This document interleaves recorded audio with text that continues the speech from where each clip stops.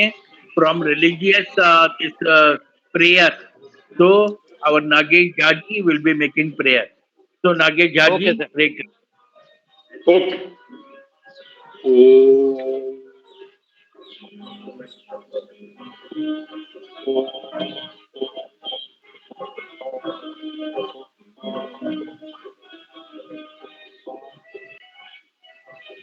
ओम अस्य श्री गणपति षडाक्षर मंत्रस्य भार्गव ऋषि अनुष्टुप छंदः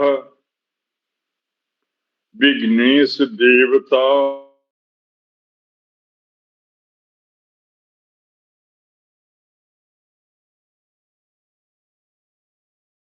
बंद हो गई सर, नागेश जाजी की आवाज बंद हो गई। नागेश जाजी की आवाज बंद हो गई।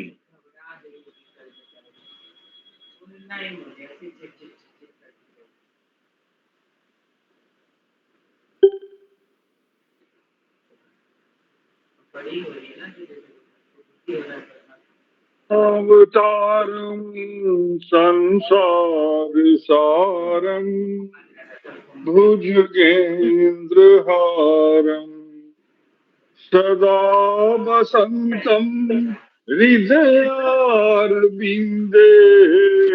भवम भवानी सहितं नमामि। गुरु वंदना। गुरुर्ब्रह्मा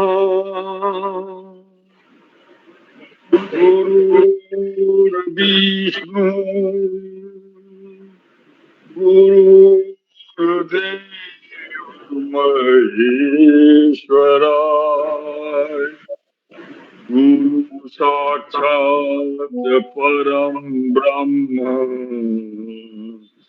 तस्मै श्री गुरु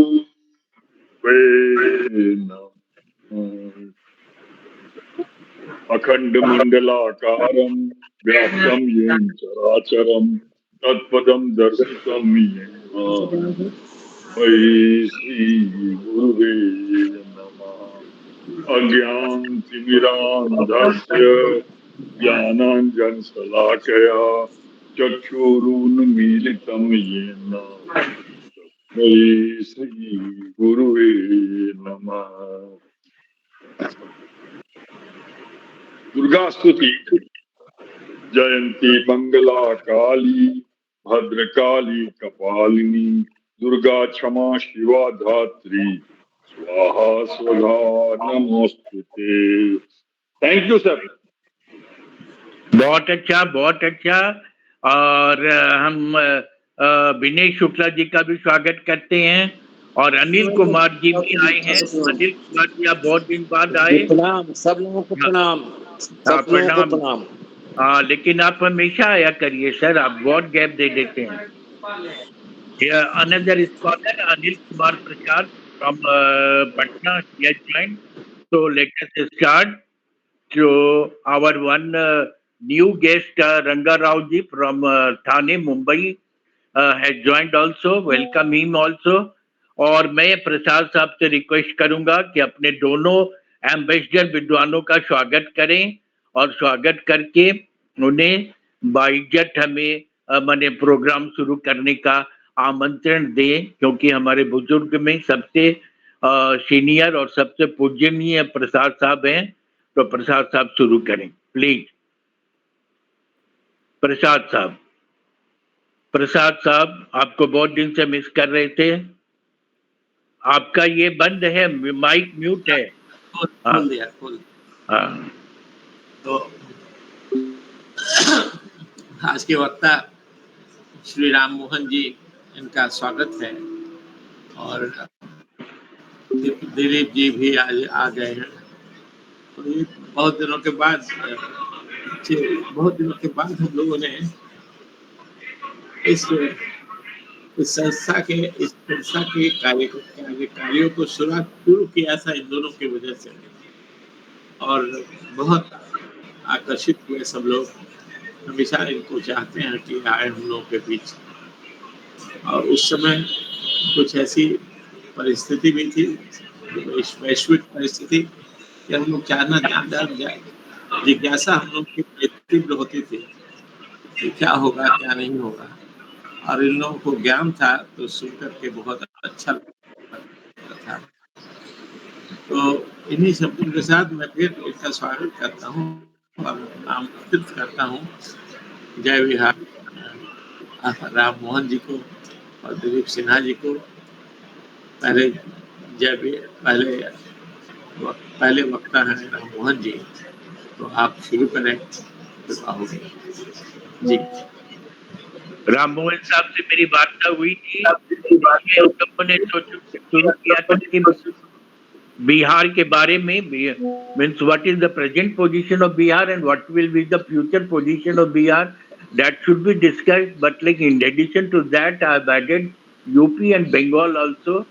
So people want to know that what is the contribution of UP, Bihar, Bengal in the progress of India as a whole, and what will be the contribution in future as per present trend. ये बहुत जरूरी चीज है, ये हम लोग को जानना बहुत जरूरी है. And what step we should take, our webinar group should take to implement whatever suggestion they are giving, and what step we should take so that our India can be developed by these three states also. Okay, तो मैं ये राम मोहन साहब से कहूंगा कि अपना व्याख्यान शुरू करें please. They are very great scholar. आप सुनो, आपको समझ में आएगा. रेयर पर्सन है, कभी कभी हम लोग को मिलते हैं, तो जब जब नहीं मिलते हैं हम लोग बहुत अब्सेंस फील करते हैं. तो राम मोहन जी प्लीज शुरू करिए. And we are lucky today that we have got two great ambassador and scholar, both great scholar, not only scholar. तो आप लोग सुनिए जी. हाँ सर. आज कहा गया है कि हम यूपी, बिहार और बंगाल के बारे में बात करें, आज की स्थिति और आने वाली स्थिति. मैंने बिहार में नौकरी नहीं की है, लेकिन आज मुझे मौका मिला कुछ बिहार और बंगाल के सीनियर IAS ऑफिसर्स, 2 तो वहाँ चीफ सेक्रेटरी रह चुके, 3 चीफ सेक्रेटरी रह चुके हैं, उनसे कुछ डिटेल डिस्कशन भी किया. पहले शुरू हम करते हैं पॉपुलेशन से. अभी current estimated population of UP is 24.1 crore, Bihar का 13.07 करोड़ और बंगाल का 9.71 करोड़. ये एस्टिमेटेड है, लेकिन यूपी का हिडन पॉपुलेशन करीब 60 लाख और है. बिहार का 1 करोड़ हिडन पॉपुलेशन है और बंगाल का 1.7 करोड़ हिडन पॉपुलेशन है. दैट मीन्स कि उनका अकाउंट नहीं हुआ है. ये जो एस्टिमेट हमने दिया था, ये राशन कार्ड, आधार कार्ड, वोटर कार्ड पर बेस्ड है. इसके अलावा इलीगल इमिग्रेंट्स सबसे ज्यादा बंगाल में है. मुस्लिम पॉपुलेशन बिहार, यूपी का तो कोई एस्टिमेट नहीं मिला है मुझे, कोई कहने को तैयार नहीं है कितना है, लेकिन बिहार में है 19% और बंगाल में है 27%, कुछ ज्यादा. ये ऑफिशियल इंफॉर्मेशन है. रियलिटी में बिहार में करीब 22 से 23% है और बंगाल में 30 से 31%. ये इलीगल बांग्लादेशी, रोहिंग्या, पाकिस्तानी सब मिला जुला के है, जो कुछ हाइड किया हुआ उन्होंने. 5 से 10% पॉपुलेशन जो है सो अनअकाउंटेड फॉर है, जिसमें कि बहुत लोग का 2 आधार कार्ड बना हुआ है, किसी का नहीं बना हुआ है. काफी कंफ्यूजन है. घुसखोरी के चक्कर में सरकार के अफसर लोग तरह तरह के कार्ड बनवा देते हैं, जिससे कि इलीगल इमिग्रेंट्स को जगह मिल जाती है बिहार में, जिनको राशन भी मिल जाता है और तरह तरह की सुविधाएं भी मिल जाती हैं. इसमें बहुत लोग सरकारी नौकरी में भी लग जाते हैं. इसके अलावा बिहार के बारे में हम स्पेसिफिक कहेंगे, बिहार में पिछले 10 साल से कोई प्रोग्रेस नहीं हुआ। सेंटर से जितना हेल्प मिला है वही चल रहा है बिहार का। बिहार का एग्रीकल्चरल इनकम बहुत अच्छा है, इसलिए बिहार में खुशहाली है। एटलीस्ट फूड वाइज बिहार बहुत अच्छे कंडीशन में है, लेकिन ये बहुत ज्यादा फर्टिलाइजर पे भी डिपेंड करता है और फ्लड कंट्रोल पे भी डिपेंड करता है। इसके अलावा बिहार में आज तो सबसे बड़ा टॉपिक बिहार में जो 2-3 दिन से शुरू हुआ है, कास्ट सेंसस। इसी में बिहार के हम समझते हैं कि 110% लोग वही डिस्कस कर रहे होंगे कि हम किस कास्ट के हैं, कितना फायदा हमको होने वाला। जो मेरे हिसाब से कास्ट पर कोई पॉलिसी बनाना या सरकार को इसमें दखल देना, ये डेरोगेटरी है और एंटी नेशनल है और एंटी लॉजिकल है, ये एंटी डेमोक्रेटिक भी है। तो खैर उसके बारे में हम नहीं कहेंगे, सरकार ने जब दिया है तो हमें मानना ही पड़ेगा। सेंट्रल पार्लियामेंट ने इसको पास किया है। जातिगत गणना होगी, तुरंत तो नहीं होगी, 3 साल लगेगा। बिहार इलेक्शंस में इसका इफेक्ट नहीं आएगा, वर्बल इफेक्ट आएगा कि हम कौन जात के हैं, क्या जात है, क्योंकि इसमें जो प्रेजेंट कंजक्चर है कि इतने परसेंट इस जात के हैं, उतने परसेंट उस जात के हैं, माइनॉरिटीज इतने जात के हैं, सबका स्टैटिस्टिक्स बदल जाने वाला है। क्योंकि अभी तक हियर से पर चलता था कि इतने परसेंट यादव हैं, इतने परसेंट कुर्मी हैं, इतने परसेंट सुवर्ण है, इतने परसेंट शेड्यूल कास्ट है। रियलिटी से काफी दूर है। तो जब 3 साल के बाद जब सेंसस होगा, ये सर्वे नहीं है जो सर्वे बिहार में हुआ था, झूठा सर्वे। हम तो जितने लोगों से पूछे हैं कि आपका सर्वे कि हुआ था, तो कोई नहीं तैयार हुआ कहने के लिए कि हमारा सर्वे कोई हुआ ही नहीं। जैसे मेरी दीदी रहती हैं पाटलिपुत्र में, उनका भी नाम आ गया है तरह तरह के में, लेकिन उन्होंने कहा कि कोई सर्वे करने नहीं आया था। लेकिन इस दफा सेंसस होने वाला है, जो सेंट्रल गवर्नमेंट जैसे इलेक्शन कमीशन का काम होता है वैसे ही सेंसस का भी काम होगा, तो रियलिटी आएगी सामने।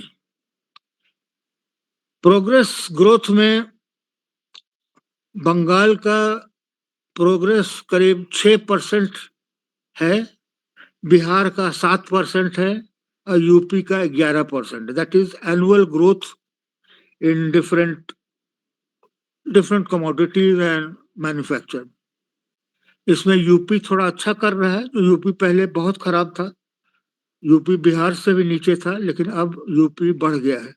स्पेशली ये जो दिल्ली के अराउंड जो एरिया है, नोएडा एरिया, गाजियाबाद एरिया और मेरठ एरिया, इसमें काफी इंडस्ट्रियल डेवलपमेंट हुआ है। और नया जो जेवर एयरपोर्ट जो आ रहा है, उसके अगल बगल इंडस्ट्रियल इतना डेवलपमेंट हो रहा है कि मेरे घर से करीब 10-15 किलोमीटर दूरी है। देखते हैं, पता नहीं अगले 5-6 साल में यूपी में थोड़ा सा और भी डेवलपमेंट होगा। बिहार में लेकिन अनफॉर्चुनेटली कुछ नहीं हो रहा। एग्रीकल्चर इंप्रूव कर रहा है, लेकिन एग्रीकल्चर का भी लिमिट होता है। अब फर्टिलाइजर ज्यादा दे के कुछ ग्रोथ बढ़ सकता है फूड का, लेकिन ज्यादा फर्टिलाइजर देने से पॉइजनिंग ऑफ द सॉइल भी हो जाता है। तो बिहार को ये खतरा है कि अगले 1-2-3 साल में कुछ एडवर्स इफेक्ट आएगा फार्मिंग में। खैर कोई जानता नहीं इसके बारे में, कोई स्टैटिस्टिक्स अवेलेबल नहीं है और कोई स्टैटिस्टिक्स करना भी नहीं चाहता। बिहार की सबसे बड़ी समस्या है कि जितने लोग हैं पढ़े लिखे या काम करने वाले युवा जो हैं, सब बिहार छोड़ के जाना चाहते हैं। ये एक दुर्भाग्य है। जैसे कि अभी मेरे तमिलनाडु के आईएएस कॉलीग जो वहाँ के चीफ सेक्रेटरी भी रह चुके हैं तमिलनाडु में, उन्होंने कहा कि तिरुपुर में जहाँ पर जितना टी शर्ट बनता है इंडिया का, वहां पर 1.25 लाख से 1.5 लाख बिहारी पहुंच गए। कुछ दिनों में वो कहेंगे कि हमारे यहाँ शहर जो है तिरुपुर में, वहां पर 35% पॉपुलेशन बिहारियों का हो गया। कुछ दिन में वो शायद वहां के मेजोरिटी हो जाएंगे, तो वहां पर मिनी बिहार खुल जाएगा। अब ये बिहार की तो ये हालत है कि बिहार में कुछ नहीं हो रहा है तो बिहारी लोग बाहर जा रहे हैं। एक दूसरा इंडस्ट्री बिहार में चल रहा है, ये कोचिंग का। आज कोचिंग के एक बड़े ऊंचे कोच हैं, उन्होंने बतलाया मुझे कि बिहार में 75,000 स्टूडेंट पटना में बोरिंग रोड के आसपास ये आईएएस के कोचिंग सेंटर में ट्रेनिंग ले रहे हैं। वो करीब 40 नए नए हॉस्टल में रहते हैं। भले हॉस्टल में एक बेड और एक एक एक कमरे में, जिसमें कि नॉर्मली एक आदमी सोता है, तो उसमें 6 लड़के रहते हैं। तो ये इंडस्ट्री हो गया। लोग इसमें सक्सेस रेट बिहार के कोचिंग सेंटर के हिसाब से 3% है। हमको और किसी ने बताया कि कोचिंग सक्सेस जो है 0.5% है। जैसे 1,000 बच्चा अगर पढ़ाई करके कोचिंग करेगा, उसमें 5 का होगा। तो ये तो बहुत दुखद बात है। पहले कोटा सबसे बड़ा इंडस्ट्री चलता था कोचिंग का, अब वो भी शिफ्ट होके बिहार में आ गया है। अब इसके बारे में सरकार को सोचना होगा। ये जो इंडस्ट्री है, जो आउटपुट कुछ नहीं हो रहा है, सिर्फ एक्सपेंडिचर हो रहा है, लोगों का पैसा कंज्यूम हो रहा है, तो इससे बिहार का डेवलपमेंट कहाँ हो रहा है? देखिए, पैसा जो खर्च करते हैं वो तो बिहारी लोग जो कोच चलाने वाले हैं, वो तो पैसा लेके बाहर चले जाते हैं। जितने हैं सब भाग जाते हैं, दिल्ली में नोएडा में आके रहते हैं। ये खान सर वगैरह जितना है, वो जितना बिहार में प्रॉपर्टी पैसा कमा रहा है, वो तो यहाँ दिल्ली में इन्वेस्ट कर रहा है। तो ये जो पैसा है, drain on Bihar money on coaching, हमारे हिसाब से तो यही है। और हम क्या बताएं, बिहार में तो कुछ हो नहीं रहा। एग्रीकल्चर स्टेबल है, थोड़ा थोड़ा बढ़ रहा है। अब इतना फर्टिलाइजर यूज किया गया है, कुछ 2-3 साल से फ्लड्स का इफेक्ट भी कम हुआ है। लेकिन अब कभी भी इस साल, अगले साल, 2-3 साल में, जैसे कि नेचुरल प्रोडिक्शन है कि एडवर्स हो जाएगा बिहार का एग्रीकल्चर। अभी तो सेल्फ सफिशिएंट है। सेल्फ सफिशिएंट क्या, एक्सपोर्ट भी करता है बिहार अपना फूड ग्रेन्स। हो सकता है कि 2-3 साल के अंदर में ये पोजीशन बदल जाए। और बिहार में इंडस्ट्री तो कोई खुली नहीं। अगर 2-4 खुली है तो 3-4 बंद भी हुआ। अब बंद होके सब, पहले तो यूपी भागते थे, अब जो है इंटरप्रेन्योर्स बम्बई, महाराष्ट्र, गुजरात में भागते हैं। और कुछ तो जैसे मैंने बताया कि तमिलनाडु, तिरुपुर में भी बिहार का पैसा लगा है। वहां भी बहुत सारे कंपनी जो है बिहारी ओन्ड है, क्योंकि बिहारी लेबर है तो अपना काम करते हैं। वहां भी अब कुछ दिनों में तमिल रिएक्शन होने वाला है। तमिल जो बिहारी को पसंद नहीं करते हैं, वहां की सरकार अजीब है, कुछ भी कर सकती है। तो हो सकता है कि बिहारियों को वहां से भगाया जाए, अगर ज्यादा सक्सेसफुल होगा तो। बिहार की सिचुएशन ये है। अब मैं बंगाल पे आऊंगा। बंगाल में तो ममता दीदी तो पिछले 10 दिन से चुप है, जब से ये पहलगाम का इंसिडेंट हुआ है। अब करे क्या वो भी? अखिलेश ने तो कंडेम कर दिया इंडिया को कि पाकिस्तान ये तो इंडिया का सेल्फ ग्रोन टेररिज्म है। लेकिन ममता ने कुछ नहीं कहा है। उनको भी, जैसे कि आपने सुना होगा कि इंडिया से पाकिस्तानी पासपोर्ट वाले भगाए जा रहे हैं, इंक्लूडिंग मेडिकल ट्रीटमेंट में। इसमें पता लगा कि 30-30, 40-40 साल से पाकिस्तानी लोग पाकिस्तानी पासपोर्ट पर इंडिया में रह रहे थे, इंडिया में शादी की है, और यहीं हर साल 2 साल में पाकिस्तान जाते हैं और फिर वापस इंडिया में आ जाते हैं। यहीं पर सब, बहुत लोग तो पुलिस की नौकरी कर रहे हैं, क्लर्क हैं, होम गार्ड में नौकरी कर रहे हैं, तरह तरह के। और पॉलिटिशियन लोग के चमचे में आजकल देखिएगा। ये हमारे एक आईएएस कोलीग ने बतलाया कि बिहार के पॉलिटिशियन जो झुंड लेके चलता है, जैसे 40 आदमी का झुंड है, उससे 5 से 6 पाकिस्तानी होते हैं किराए वाले, तो उन लोग मिल जाते हैं बहुत सस्ते, सब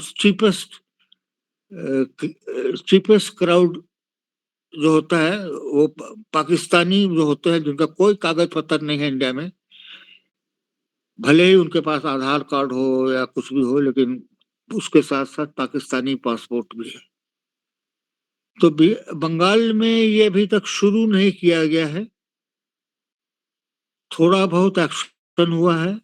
बंगाल में 3 टाइप के इन्फिल्ट्रेटर्स हैं, रोहिंग्या, बांग्लादेशी मुसलमान और बांग्लादेशी हिंदू।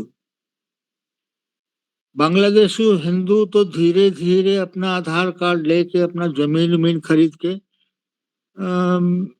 बेफिक्र होके बंगाल में बस गए हैं। इनकी पॉपुलेशन करीब 25 से 50 लाख है। अब मुसलमान जो हैं सब अपना आइडेंटिटी बांग्लादेश का भी रखे हुए हैं। कुछ लोगों को पुराना 50 साल पुराना या 70 साल पुराना पाकिस्तानी एंटिटी भी है। इनकी संख्या 1 करोड़ से ज्यादा है। ये सब लोग 1970 to 73 में आए थे, और कुछ लोग बंगाल में भी आए थे, जो वो असम में जो आए थे वो धीरे धीरे करके बंगाल में आ गए, क्योंकि यहाँ पर अच्छा बंदोबस्त। वैसे असम में भी बहुत हैं बांग्लादेशी, लेकिन बहुत बांग्लादेशी जो असम गए थे धीरे धीरे बंगाल में आ गए हैं। फिर आगे से बढ़ के अब तो पता चल रहा है कि गुजरात में है, महाराष्ट्र में है, कहाँ यूपी में तो हम जिस एरिया में रहते हैं यहाँ पर तो काफी लोगों को खदेड़ा गया है। बहुत लोग हैं यहाँ पर अभी भी। करीब हम समझते हैं कि नोएडा एरिया में 1 लाख बांग्लादेशी और रोहिंग्या मुसलमान हैं। 1 लाख में से 50 लाख के पास नकली आधार कार्ड और पैन कार्ड और कौन कौन सब तरह का कार्ड है। बर्थ सर्टिफिकेट तक भी यहाँ पर बनता था, अब नहीं बन रहा। एक चीज आपने सुनी होगी, पहलगाम इंसिडेंट के बाद काफी लोगों को ये जो हिंदू लीडर्स थे जो मुसलमान वोट पर इलेक्शन जीतते थे, उनको बड़ी तकलीफ हो गई। वो क्या गया है कि हिंदू लोग जो हैं वो अब आइडेंटिफाई कर रहे हैं, जैसे कि अभी आज ही कल शायद राकेश टिकैत जो है, जो खूब pro Pakistan, pro Khalistan, anti BJP, anti Hindu बोलते थे, उनको मार पड़ी। काफी पगड़ी उछाली गई, पीठ में डंटा लगा है उनको, तो वो बेचारे अस्पताल में हैं। वैसे ज्यादा इसके बारे में खबर नहीं है। और अखिलेश यादव ने भी तो कह दिया था कि ये तो होम ग्रोन टेररिज्म है बीजेपी का, इंडिया का भी नहीं, बीजेपी ने करवाया ये पहलगाम का ये। तो उनके ऊपर भी धीरे धीरे रिएक्शन आ रहा है। यादव लोग बहुत डिसअपॉइंटेड हैं। अब देखिए लेकिन यादव कम्युनिटी ऐसी है, बुरा मत मानिएगा, कि वो they will do anything for Yadav, even if they can kill there mother if it serves A Yadav purpose. ये मुझे एक यादव आईपीएस अफसर ने यही कहा मुझे अभी 1 घंटे पहले। बिहार में वही हाल है, बेचारे लालू जी और दूसरे लोग हैं, मुस्लिम परस्त लोग हैं, वो भी, उनको पता नहीं चल रहा है कि कैसे पहलगाम का इंसिडेंट को भुला दिया जाए, उसको बिस्तर के नीचे, बिछौना के नीचे छुपा दिया जाए। लेकिन ये छुप नहीं रहा। ये बहुत बड़ा स्टार्टिंग इंसिडेंट है। भले कुछ लोग उसमें जरूरत से ज्यादा आग दे रहे हैं, कुछ लोग जरूरत से ज्यादा छिपाने की कोशिश कर रहे हैं, लेकिन ये इंसिडेंट एक आके अटक गया है इंडियन पॉलिटिक्स में। इस पर कुछ न कुछ तो इसका बड़ा असर होने वाला है। लड़ाई वड़ाई तो इतना हम नहीं समझते हैं कि होगी, वो पाकिस्तान को भूखा और कमजोर करके ही हमारा रिवेंज सबसे अच्छा होगा। अभी 2-3 घंटे पहले पता लगा है कि एक नया सिस्टम ऑफ जैमर्स है जो एयरलाइन फ्लाइट्स को जो कंट्रोल में रखने का लिनियर कंट्रोल, जिसमें फ्लाइट जो करते हैं तो उनको रास्ता दिखलाने के लिए जो इलेक्ट्रॉनिक्स यूज किया जाता है, उसका इंडिया ने बंदोबस्त किया है कि जैम कर सकते हैं। फाइटर प्लेन्स जो हैं, एक अलग फ्रीक्वेंसी में उनका कम्युनिकेशन होता है, उस कम्युनिकेशन को डैमेज करने का सोर्स आ गया है इंडिया के पास। जो जैसे कि एक पाकिस्तानी F-16 या इंडिया से राफेल जाए, तो राफेल का जो इलेक्ट्रॉनिक कम्युनिकेशन है वो फ्रेंच डिजाइन्ड है, जिसका तोड़ अमेरिका के पास भी नहीं है। इसीलिए राफेल जेट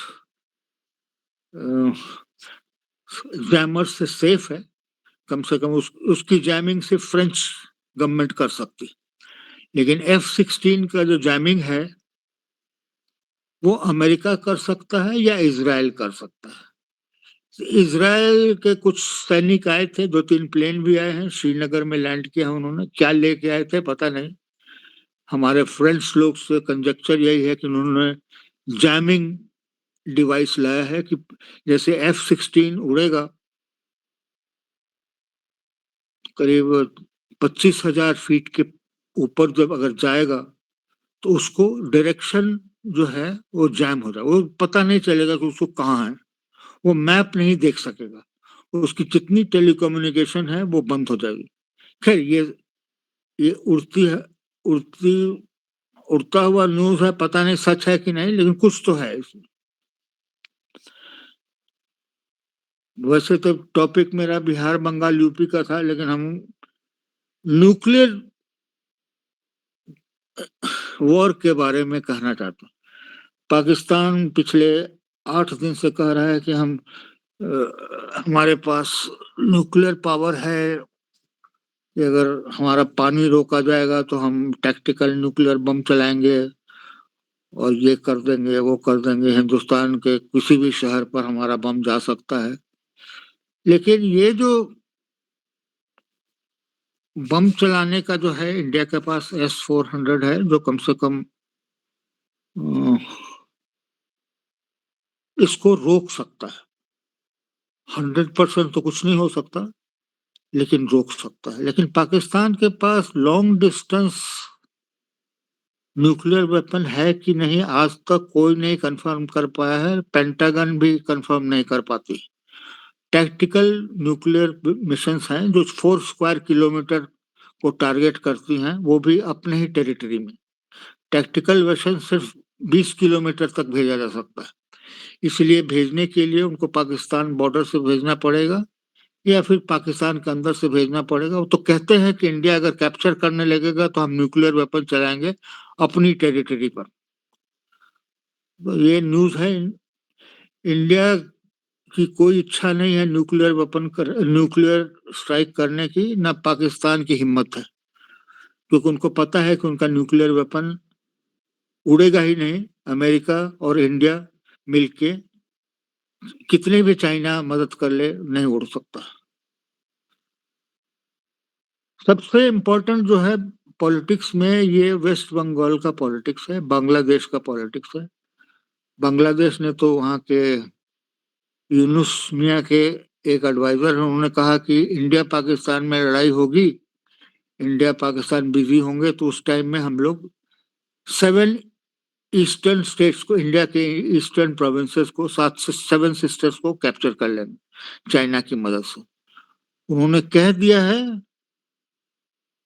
लेकिन इसका इफेक्ट कुछ नहीं आया। चाइना ने भी कुछ नहीं कहा है। तो खैर, ये कहने को तो बहुत कुछ कहा जाता है लोग, लेकिन अब क्या बताएं। अब हमारे लड़ाई उड़ाई का सिचुएशन रहता है तो कंट्री की इकोनॉमी डाउन हो जाती है। भारत सरकार को, जो भी सेंट्रल गवर्नमेंट है, RBI है, इनको वॉर से इंडस्ट्रियल आउटपुट का इफेक्ट रोकना होगा। अभी तक तो कुछ नजर नहीं आया। स्टॉक मार्केट कुछ गिरा था, लेकिन अभी तो स्टेबल है। इसका मतलब कि पॉसिबिलिटी ऑफ वॉर का उतना चांस नहीं है। और लॉस बाय इंडिया का चांस नहीं है। अब इसके आगे आप लोग कुछ बोलिए तो हम अपना जितना नॉलेज है उतना उस पर कमेंट कर सकते हैं। एक्चुअली सर, चाइना की इच्छा है कि इंडिया पाकिस्तान वार हो और इंडिया की इकोनॉमी पीछे जाए, और इंडिया चाह रहा है कि हम वार नहीं करें लेकिन पाकिस्तान को बर्बाद कर दें, और फिलहाल यही है। और जो हाफिज सईद, आसिम मुनीर पर सेटेलाइट से बहुत पैनी नजर रखी जा रही है। वो लोग हर रात अपना बेडरूम चेंज करते हैं, जहां से ये सब यार मतलब अजीबोगरीब खबर सब है। लेकिन अभी भी पाकिस्तान डरा हुआ है, और इंडिया वार नहीं करेगा, वार में खर्चा उर्चा नहीं करेगा, लेकिन इंडिया हर तरह से पूरा पाकिस्तान को चारों तरफ से घेरे हुए है, अपने कब्जे इसमें लिए हुए है। और एक खबर तो ये आई कि हमारा 3 रफाल प्लेन पीओके में टहल के आ गया। जब तक पाकिस्तान जागा तब तक हम लोग का पूरा वहां का रेकी करके आ गए। तो और ये एक बात हुई। और अखिलेश यादव जो बोल रहे हैं, आई एम सॉरी, इस प्लेटफॉर्म पर बोलना चाहिए कि नहीं, अखिलेश यादव जी को दाऊद इब्राहिम फोन पर गाली देते हैं कि तब वो बोलते हैं, बस उनकी मजबूरी यही है, वो दाऊद इब्राहिम के पेरोल पर हैं अखिलेश यादव, यही कारण है। और बाकी चीज सर ऐसा कुछ है नहीं। वो जो बांग्लादेश और पाकिस्तानी जो हैं, वो लोग जो भी बोल रहे हैं, वो बोल रहे हैं अपनी आवाम को बेवकूफ बनाने के लिए, और उससे कोई फर्क नहीं पड़ेगा सर। पूरा इंडिया बांग्लादेश को चारों तरफ से टाइट किए हुए है और पाकिस्तान को भी टाइट किए हुए है, और we are on alert mode चारों तरफ से। यदि कुछ भी बदमाशी किया बांग्लादेश और पाकिस्तान, तब हम कुछ करेंगे, अदरवाइज हम लोग अभी वार के मोड में नहीं। आपने सब बिल्कुल सही कहा, लेकिन हाफिज सईद और मुनीर, आसिम मुनीर कब तक जिंदा रहेंगे ये अल्लाह मियां ही बता सकते हैं। ये जो हमारी जानकारी है सर, और फिर और कोई लोग कुछ कहे तो कह सकते हैं। Thank you. बहुत चौंका देने वाले बहुत सारे डाटा हमारे राम मोहन साहब जी ने दिया। तो लेकिन एक चीज समझ में नहीं आता कि ये ऐसे गद्दार लोग जो ऐसा करते हैं, क्योंकि सारी दुनिया जानती है कि बीजेपी ने ऐसा नहीं किया, और ये अंदरूनी होम टेररिज्म है बनाया हुआ, ये दूसरे कंट्री का। ये चीज यदि एक हिंदुस्तानी बोलता है तो उसको फिर मंत्री बनने का रास्ता रोका क्यों नहीं जाता है? ऐसे गद्दार लोगों को और ऐसे बदमाश लोगों को हमारे, तब फिर यूपी कैसे प्रोग्रेस करेगा? ऐसे फिर अभी ये तो यहाँ बिहार वाले जितने उनको खिलाने वाले चमचे हैं वो भी चुप है, बंगाल में वो भी ममता भी चुप है। मतलब उतना मुर्शिदाबाद में कांड करके, तो ये टेररिज्म ये कब कैसे खत्म होगा? ये बंगाल, बिहार और यूपी का इसमें योगदान है, या मतलब उसको क्या कहा जाए, उसको रोकने का अभियान इन लोगों में है या नहीं? ये राम मोहन जी से मैं पूछना चाहता हूँ। देखिए, मेरा पर्सनल ओपिनियन है कि यूपी में हम तो अभी यूपी में रहता हूँ। यादव लोगों का स्ट्रेंथ जो है सो शिफ्ट कर रहा है। अखिलेश यादव से उन्होंने बहुत कुछ एक्सपेक्ट किया था, मुलायम सिंह से भी किया था, लेकिन कुछ दिला नहीं पाए मुसलमानों को। तो मुसलमानों का शिफ्ट जो है सो कांग्रेस की तरफ हो रहा है, जो कांग्रेस भी यही चाहती थी। जो पहले तो समाजवादी पार्टी का जो स्ट्रेंथ था, उन्होंने कांग्रेस परस्त वोटर्स को खींचा था अपनी तरफ। कुछ मायावती ने खींचा था जो कांग्रेस का वोट। अब मायावती का तो नहीं, लेकिन यादव वोट बहुत शिफ्ट हो रहा है कांग्रेस की तरफ। बीजेपी की तरफ तो नहीं आएंगे।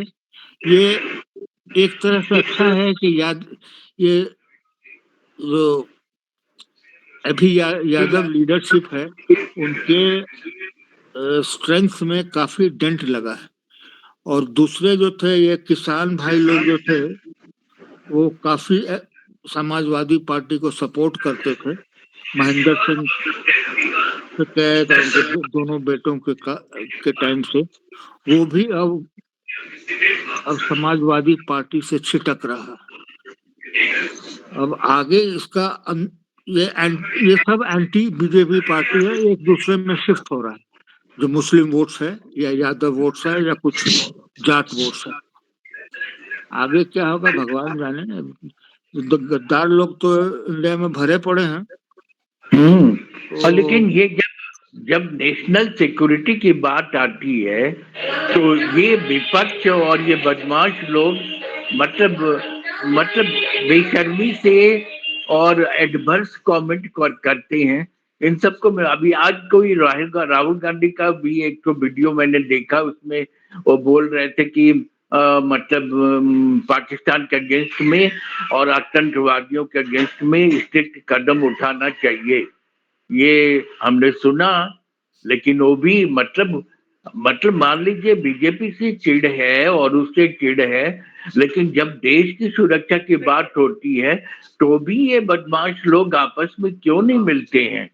और ये अभी तो हमारा प्रेजेंट गवर्नमेंट कोई खराब काम तो नहीं कर रहा है, लेकिन इससे जो है ये इस तरह के रूप से इंडिया क्या कमजोर नहीं होता जा रहा है। और दूसरा कि भविष्य में फिर तुरंत हमारे इस तरह का पहलगांव का एक फिर कोई केस रिपीट नहीं हो जाए, इसमें कोई शक नहीं है। और फिर ये सारे मतलब विपक्षी कहेंगे कि नहीं ये सब मोदी ने कराया, इसमें तो किसी का हाथ नहीं है और ये बदमाशी करते। और आज एक ब्रिगेडियर ने, नागेश झा जी ने लिखा है, एक ब्रिगेडियर ने लिखा है कि 26 आदमी थे, 28 आदमी थे, उसमें एक इजराइल था और एक इटालियन था और 26 इंडियन थे।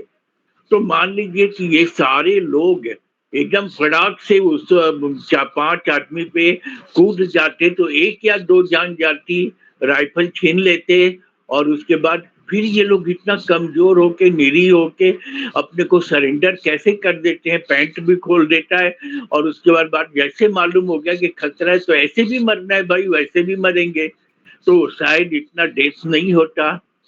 तो ये जो अपने को बहादुर कहने वाले हैं यूपी, बिहार और बंगाल वाले, ये पता नहीं क्या माने क्या किस तरफ जा रहे हैं। और अच्छा, और एक चीज और आपने डॉक्टर बताया कि बिहार में कोई इंडस्ट्री है ही नहीं, और आपने एक वीडियो भेजा था उसमें शुगर केन इंडस्ट्री को किस तरह से दादागिरी से और उससे खत्म कर दिया गया, और 2-3 इंडस्ट्री और से डालमिया की, उसकी साहब आपने एक नंगा चित्र पेश किया जिसकी वजह से मतलब हम लोग के यहाँ से बिहार से इंडस्ट्री हट गया। और आप बता रहे हैं कि एग्रीकल्चर भी भविष्य में हमारा निगेटिव होने वाला है। अभी तो सेल्फ सफिशिएंट है और एक्सपोर्ट भी कर रहे हैं और भविष्य में ये निगेटिव होने वाला है। तो अल्टीमेटली ये तीनों स्टेट के नाकाम, यूपी तो प्रोग्रेस कर रहा है, यूपी गंदे लोगों के अगेंस्ट में कुछ अच्छा स्टेप भी ले रहा है।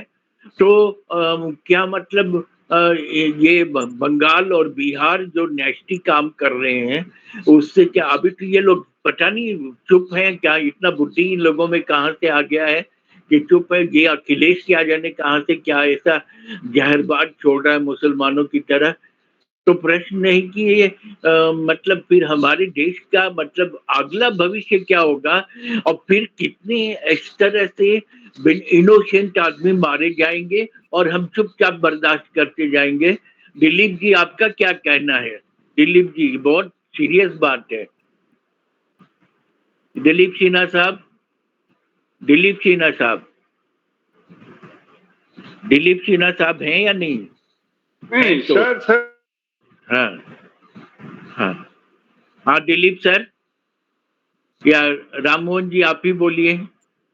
नहीं शायद निकल गए, मैसेज आया था लेफ्ट करके। हाँ तब तक आप लोग के मनोरंजन के लिए हाँ दिलीप साहब, ये राममोहन साहब बोलिए।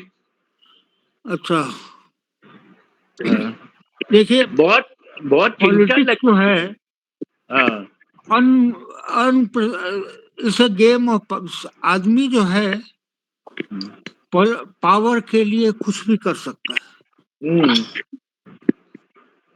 अपना आइडेंटिटी भी खो सकता है, अपने एटिकेट्स को खो सकता है, अपना बिलीफ्स को। पावर का चक्कर जो ऐसा है कि लेकिन ये पीपल पावर डू, इनके किस काम आएगा? इनके आगे वाले वंशज भी तो ऐसे ही मारे जाएंगे। यही। नहीं सोचते हैं, नहीं हाँ, नहीं सोचते हैं सोच। इतना, नहीं सोचते हैं इतना। हाँ, वो इमीडिएट, अभी जो है कोई पॉलिटिशियन है स्पेशली, अगर कभी पावर चख चुका है तो उसको वो वापस चाहिए किसी भी कीमत पर। अरे बाप रे। देख, कहते हैं कि अपना फांसी लगाने को छोड़ के वो किसी की भी फांसी लगा सकते हैं अपने पावर को रीगेन करने के लिए या आने के लिए। ये तो पावर एक नशा है, एक तरह का साइनाइड कहते हैं, पावर इज साइनाइड।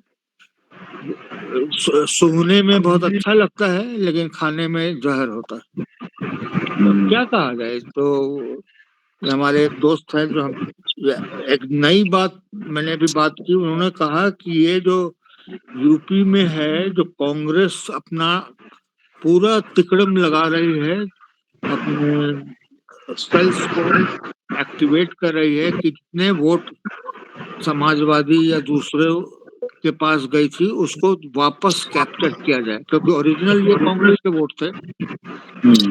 शायद इसीलिए राहुल गांधी बेचारे फंस गए हैं। और क्योंकि यादव रिएक्शन जो हुआ है कल मेरठ में against Samajwadi party and Tikait, ये एक वार्निंग साइन है अखिलेश यादव को, उनका कहीं वोट बैंक न खिसक जाए। कांग्रेस बहुत एक्टिव है, दोनों गेम खेल रही है, अपना चुपचाप इंडियन एक्शन को सपोर्ट भी कर रही है, अपना उनके आदमी, उनके मेंबर्स हैं वो पाकिस्तान को सपोर्ट कर रही है। तो अपना वो बीच बिचाव वाला गेम उनका है। हम इतना ही कह सकते हैं, बाकी अब दिलीप बतलाएंगे कुछ नया। अब मेरा तो इस सब्जेक्ट पर इतना ज्वलंत सब्जेक्ट है कि हर मोमेंट 5 मिनट पर नया कोई स्टेटमेंट किसी का आ जाता है, खून खौलता है, कभी कभी खून, हम लोग, मैं तो कभी कभी हम ही डर जाते हैं कि पता नहीं क्या होगा। तो जैसे कि हमारे एक दोस्त ने भी कहा कि चेनाब का पानी जो बंद हुआ है सो अब दिल्ली में डाइवर्ट हो रहा है, कल से यहाँ पानी बरस रहा है। अच्छा। ऐसी ऐसी बातें होती हैं, देखिए चेनाब में, लेकिन रियली पानी बंद हो गया। सर आप क्या कहेंगे? दिलीप साहब, आप क्या कहेंगे? क्या अभी इसमें आदमी क्या कहेगा? आपसे विनती, आप डरिए मत, आप बहुत हम लोग के लिए बहुत प्यारे हैं, बहुत महत्वपूर्ण है सर। अपने मन में किसी प्रकार का डर नहीं रखिए, जो होने का होगा होगा सर, डरिए मत सर प्लीज। मेरा हम्बल पर्सनल रिक्वेस्ट। अच्छा, और दूसरी बात सर ये है जो राममोहन सर बोले,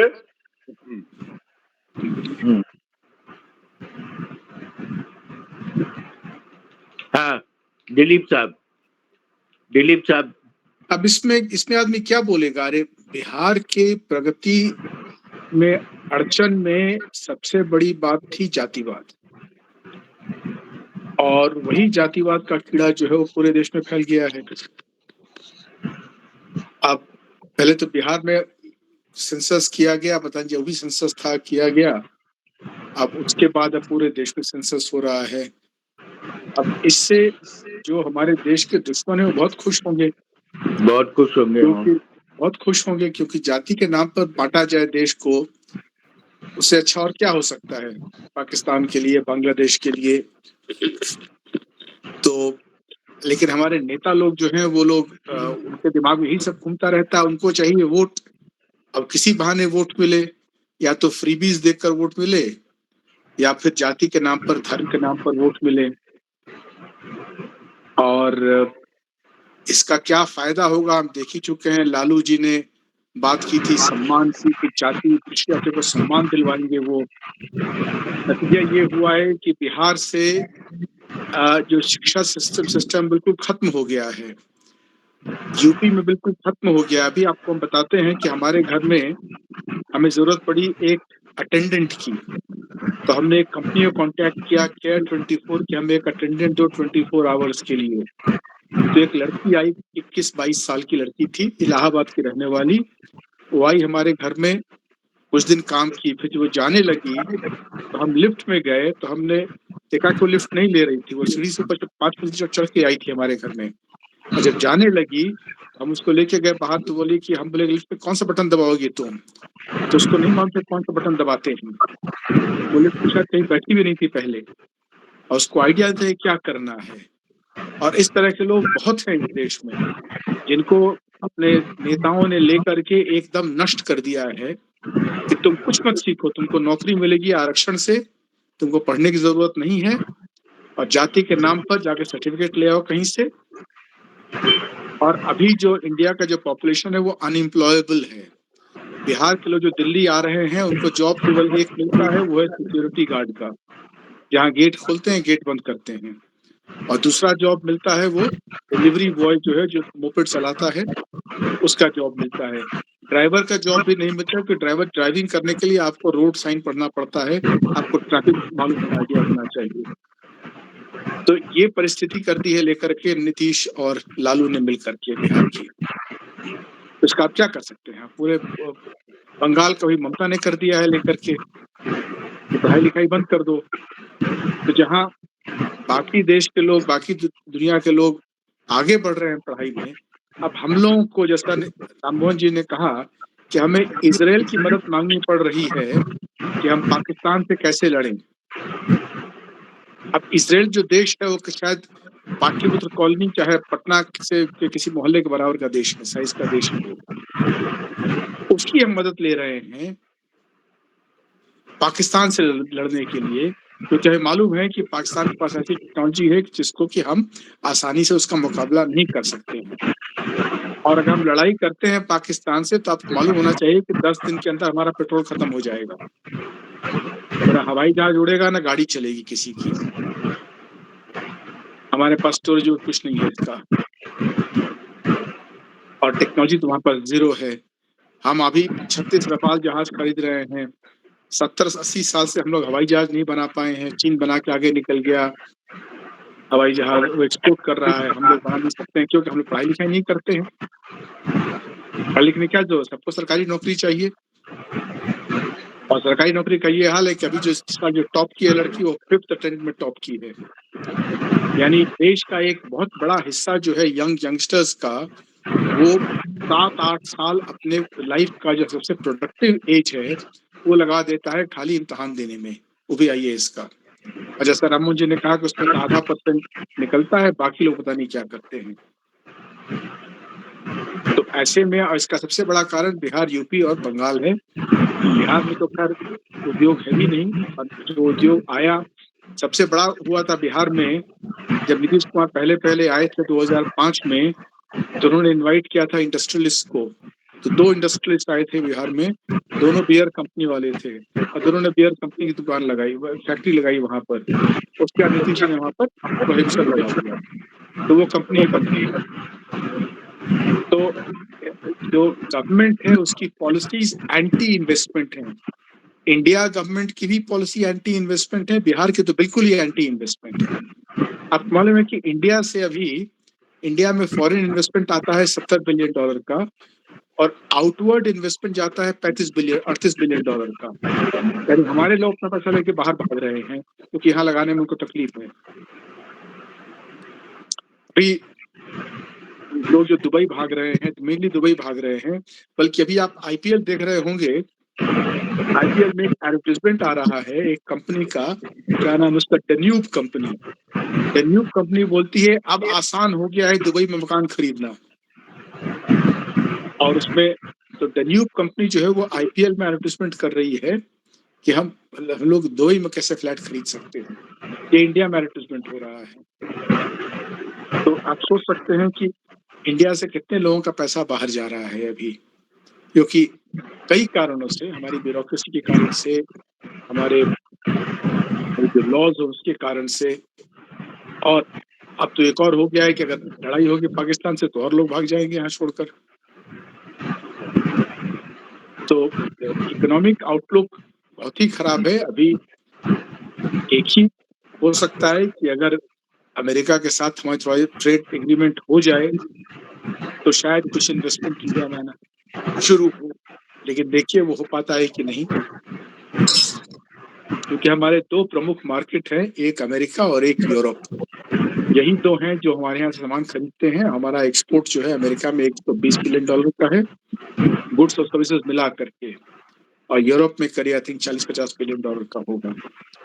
तो हमारा लगभग पौने 200 बिलियन डॉलर का एक्सपोर्ट इन दोनों जगह जाता है, यूरोप और अमेरिका, और उसी एक्सपोर्ट के बदला हम लोग कुछ इंपोर्ट कर पाते हैं।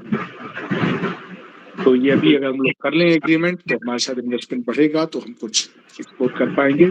अगर वो नहीं हुआ तो अब हम खाली चीन से सामान खरीदेंगे, उसके बाद चीन के गुलाम बन जाएंगे, जैसे पाकिस्तान और बांग्लादेश बन गए हैं और नेपाल बन गया है। इतना ही बोल सकते हैं, और क्या बोलेंगे बिहार, यूपी, बंगाल के बारे में। Thank you. बहुत अच्छा बताया आपने, और सब फैक्ट जो बताया वो बहुत चिंतनीय बात है, और बहुत एजुकेटिव लोगों का, ऐसे बिहार में एजुकेशन की कमी तो है नहीं। आईएएस के लोग सबसे ज्यादा बिहार से ही निकलते थे, एकेडमिशियन भी बिहार में है, सब चीज है। लेकिन क्या है कि अच्छा सर, एक चीज नहीं हो सकता क्या कि जिसका फैमिली बैकग्राउंड क्रिमिनल है वो लालू बोलता है कि हमारी हम जेल जा रहे हैं, और अपने अनपढ़ गवार मतलब जिसको लिखना पढ़ना नहीं आता उस बीवी को 5-10 बरस तक मुख्यमंत्री बना देता है। उसके बाद फिर इनको वो 7 क्लास फेल बोलते, लड़का बोलता है कि हम क्या मतलब पढ़ने की जरूरत क्या है, पढ़ने वाले अपना समय बर्बाद करें।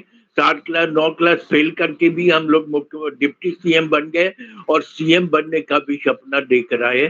तो ऐसे लोगों पे, जैसे वो शहाबुद्दीन और मर्डर किया खुलेआम, और उसको भी मंत्री बना दिया गया, और हॉस्पिटल में मर गया अपने मौत से। और फिर उसके बाद फिर वो यूपी में भी वो कौन, वो अतीक अहमद की कौन था, वो सब ऐसे ऐसे क्रिमिनल लोगों को और मंत्री बनने का, मतलब डेमोक्रेटिक स्टेट है, मंत्री बनने का लाइसेंस मिलना कैसे बंद होगा? जिससे क्या, और ये ममता जो अभी कर रही है, अखिलेश जो बक रहा है, इन लोगों को इतनी आजादी दी गई है बोलने का। और प्रश्न ये है कि ये मतलब इन लोगों पे रोक लगा करके प्रोग्रेसिव डायनामिक आदमी, जैसे ये हमारे राम मोहन जी हैं, ये आपके ये हमारे ये दिलीप सिन्हा है, ऐसे ऐसे स्कॉलर, अनिल कुमार हैं, ये सबको, इन लोगों को चांस क्यों नहीं दिया जा रहा है? जबकि मतलब फेल आदमी और करप्टेड आदमी, जेल में जाने वाले आदमी को मतलब इलेक्शन लड़ने का चांस दिया जाता है, और गलत सलत करके और उसके बाद इलेक्शन भी जीत जाते हैं। ऐसा कब तक चलता रहेगा सर, ये बताइए ना राम मोहन जी, या कोई भी। मतलब हम लोगों को मतलब ऐसा टॉपिक ही आ गया कि बहुत टेंशन होता है, और एकेडमिशियन का कोई वैल्यू नहीं है। तो हमने देखा है इलेक्शन में, आपका क्या नाम है? तो मेरा नाम गायत्री देवी। तो आप लेडीज? हाँ हम लेडीज हैं। और ऐसे करके, और वो खाली वोट लेके घुस जाता है। हमने कितना इलेक्शन बंद करवा दिया है कि मतलब उस जगह पर वोट कैंसिल, हम लोगों को जान पे खतरा भी आ गया था। लेकिन कैसे इसमें सुधार लाया जाए? ऐसे मतलब नालायक लोगों को कब तक, उस लोगों का एडमिनिस्ट्रेशन हम लोग सहते रहेंगे? हम बहुत बोल्डली बोल रहे हैं, लेकिन जब तक हम लोग एकेडमिशियन एक साथ नहीं होंगे तब तक ये सुधार तो आ नहीं पाएगा। कैसे ये एडमिनिस्ट्रेशन में लाया जाए कि क्रिमिनल्स को मतलब वोट मंत्री बनने का अधिकार नहीं होगा? ऐसा संभव है क्या दिलीप जी और राम मोहन जी? कि हम कंपैरिजन करना चाहेंगे। हाँ मैंने रशियन सिस्टम को बहुत अच्छी तरह से समझा, क्योंकि मैं मॉस्को में 3 साल रहा भी हूँ। जी तो वहां पर भी लेट जार के टाइम में, मतलब लेट 19th सेंचुरी और अर्ली 20th सेंचुरी में एकदम पढ़ाई लिखाई जीरो था। एक एलीट क्लास था, 1% to 2%, वो सब कुछ कंट्रोल करती थी। तो वहां पर एक नॉन रशियन, जॉर्जिया नाम की कंट्री के नेशनल, स्टालिन जिनका नाम है, उन्होंने 40 साल तक सोवियत यूनियन पर रूल किया। उन्हें 3-4 चीज उन्होंने एकदम फंडामेंटली क्लियर कर दिया सब लोगों को। रिलीजन के बारे में जो बात करेगा उसके लिए गेस्ट, मतलब उसको मार दिया जाएगा या उसको जेल में गुलाग में भेज दिया जाएगा कहीं पर। या दूसरा, डिविजन्स ऑफ रिलीजन, जिसको हम लोग इंडिया में कास्ट के नाम से रिलेट कर सकते हैं, उन्होंने उसको टोटली बैन कर दिया। तीसरा, कि अच्छा हो या बुरा हो, आपका एक ही लीडर होगा। उन्होंने डिक्टेटरशिप को फॉर्म किया और इससे उन्होंने, आप उसको मोरली करेक्ट समझे या ना समझे, 40 साल तक स्टालिन ने रूल किया और एक पिड्डी जैसे देश में टोटली कंफ्यूज, काफी घरों में बटा हुआ, उसको कंसोलिडेट करके सोवियत यूनियन बनाया। मेरा पर्सनल व्यू है, जो बहुत लोग नहीं मानेंगे, इंडिया में वही चाहिए। इंडिया डेमोक्रेसी जो है, जिस टाइप का डेमोक्रेसी हमारे यहाँ है, 3rd क्लास डेमोक्रेसी या 4th क्लास, जिसमें कि all kinds of divisions are the roost of policy जो बनती है वो डिविजन्स पर बनती है। कास्ट हो या रीजन हो, इस पर हो, इसको छोड़ना पड़ेगा। हमारे यहाँ एक डिक्टेटरशिप चाहिए। बहुत लोग कहते हैं कि मोदी साहब डिक्टेटर है। मोदी साहब डिक्टेटर के 1% भी नहीं है। मोदी साहब जैसे कि उन्होंने कास्ट सेंसस को एग्री कर लिया, जो एकदम एंटी लॉजिकल चीज है, तो समझ जाइए कि मोदी साहब भी जो है या बीजेपी है वो किस पानी में। इंडिया में एक रूथलेस बेनेवोलेंट डिक्टेटर चाहिए, जो लोगों को मारे नहीं लेकिन डंडा लेके काम कराए। हम लोग इनडिसिप्लिन्ड है, इंडियंस जो हैं इनडिसिप्लिन्ड हो गए हैं। 1947 के बाद से और भी इनडिसिप्लिन्ड हो, कोई काम नहीं करना चाहता, सब दूसरे से काम करवाना चाहता। हमारे हिसाब से तो इंडिया में अगर कोई स्ट्रॉन्ग डिक्टेटरशिप जो डंडा लगा के सबको पढ़ाए लिखाए काम करना सिखाए, उसके बिना कोई उपाय नहीं।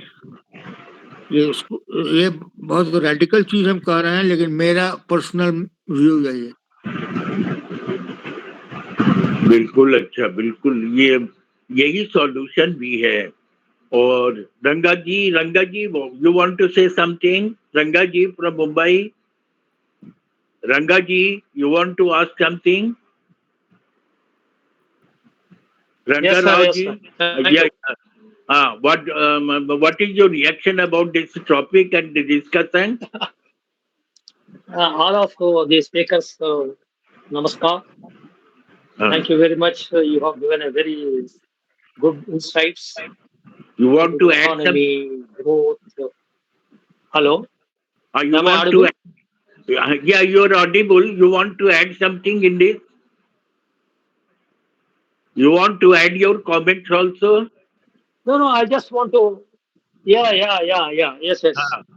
One thing, sir, I think what all of them I would like to add, the rule of law. Yeah. Rule of law is missing in India. Now, they have spoken of, you have spoken of uneducated people becoming chief ministers and whatnot, they say. In Bihar. No, I think that is there now. It has spread to all the states. All the states, in Bengal. It is not only confined to Bihar. Yeah. Earlier, it used to be the trend of the Bimaru states. Mm.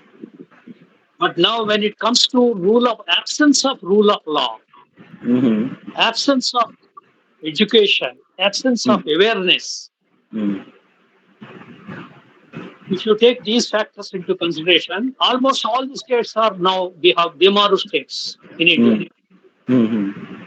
Show me which, you see, supposing even if they have got degrees like postgraduate degrees or even otherwise well qualified, but the basic sense of governance, good Mm. governance, that is rule of law, implement the legislation that you have enacted. Now, I will just give you one example, sir. How far is the RTA is in implementation? Mind you, the very same BJP party now in power has voted for the passage of the RTA Act way back in 2005, though they were in the opposition and claimed credit for it. But for our voting, but for our support to the government in the Rajya Sabha, the act could have been passed. The act was passed. But then what is their performance with regard to the implementation of the RTA? No, completely they have diluted it. They have altered it. They have distorted it. They have almost destroyed. Now with this enactment of DPDP bill, that is privacy and personal digital personal information is concerned, then I think they have entombed the RTA Act totally. So the overall, given this thing, and now mind you, what is the role of the opposition with all this? The role of opposition is anything but silent. Is anything but ineffective. In fact, may recall to the learned audience, learned speakers, these were the same 6 national political parties, recognized political parties, who were the first to defy the very same RTA Act. Until now, they have not reconciled to the fact that they have to implement the legislation that they have voted for, that they have passed, that they have enacted. Now, who is going to tell them? Not a single word about the implementation of RTI in any of these elections by any of these elected representatives or opposition representatives, opposition leaders. So, how can you expect our country to move forward? We claim we are tom-tomming that by 2035, by 2047, we are going to be the third super economic power, third super largest economic power, blah, blah, blah, blah. Is it anyway even let it see, come on, count 100 years from now, count a century from now. Can we become with all these given circumstances and conditions? No priority. Education is no priority. Housing is no priority. This rule of law is no priority. Then what is our priority? Mandir Masjid? Hindu Muslim? With all this, are we going to progress? I'm not against any political party. Yeah, political parties will come and go because they are voted into power by the people en masse, and it is not in one individual's control. Whosoever the party comes, they have to observe the basic norms as per the constitution. They take the vote on the constitution and they breach it. The next moment they defy it, and the people have no power to correct them. We have to bear with them for 5 years silently, groaningly. So this is what I think we have to address. The civil society, people like youth and learned thinkers, that we have to address. I think unfortunately we are not addressing. We are only speaking the obvious, stating the obvious. talking the obvious. How to mold the public opinion, how to engineer the public opinion towards the action-oriented program. Yeah. Well, unfortunately, your organization, our organization, or anybody else's organization tends to work in silos. We are not trying to combine our efforts, our energies towards the one goal, that is democracy in letter and spirit, by observing the rule of law, by observing the equality, by observing the secular ideals, like this, etc. Whatever the Constitution has enunciated, has given to us. Come on, you can kindly let me know what is that law, one single law in this country, which is implemented in toto. One single legislation. Let me know, sir. Not a single. I've just given one example. You don't we know don't need to have CBI, ACB, CBC, this Lokpal, Lokayukta, blah blah blah. Just implement the RTI Act in toto, in letter and spirit. And that too, not in the entire RTI Act. Section 4. Let all the public authorities display the information under their custody without the need for any citizen to file RTI. That's one list. Because once the accountability and transparency is ensured in the administration, why there should be any corruption, sir? Why there should be any malafide? So this is the simple secret underlying in how to refine our democracy, how to modernize our country.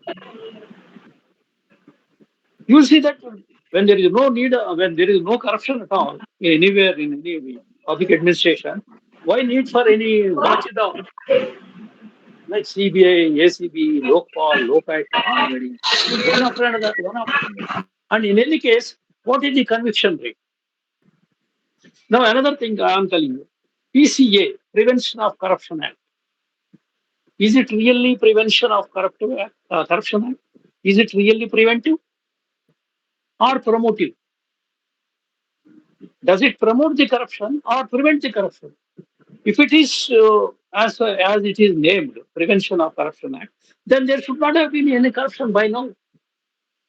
It was enacted somewhere in 60s. Now more than 60 years. But still, corruption is there everywhere. Grassroots level corruption.